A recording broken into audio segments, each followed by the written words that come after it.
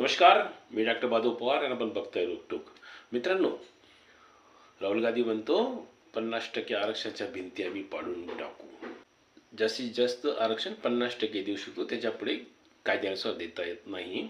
पण जो संविधान करत राहतो, पण जो कुठलाच नियम पाळत नाही, कुठलाच कायदा पाळत नाही, जो संविधानच मानत नाही, तो राहुल गांधी संविधान उद्ध्वस्त करायला निघालेला आहे.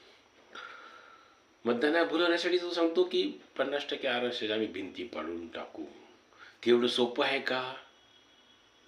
ते काय अतिक्रमण काढून टाकण्यास एवढं सोपं आहे का? बदलण्यासाठी लोकसभेत बहुमत पाहिजे, राज्यसभेत बहुमत पाहिजे. पण तेवढा त्याला पाचपोच नाही आहे, तेवढी त्याला समज नाही आहे, त्याला त्याच्याशी काही घेणं देणं सुद्धा नाही आहे. आणि तो म्हणतो की ज्याची जेवढी लोकसंख्या तेवढा त्याला वाटा भेटेल. म्हणजेच तो लोकसंख्या वाढीला प्रोत्साहन देतो आहे. हो, तो रोहिंग्या बांगलादेशी मुसलमानांना भारतात घुसवण्यासाठी प्रोत्साहन देतो आहे. लोकसंख्या तुमची वाढवा, तुम्हाला तेवढा वाटा भेटेल, त्याला हेच सांगायचं आहे. धन्यवाद.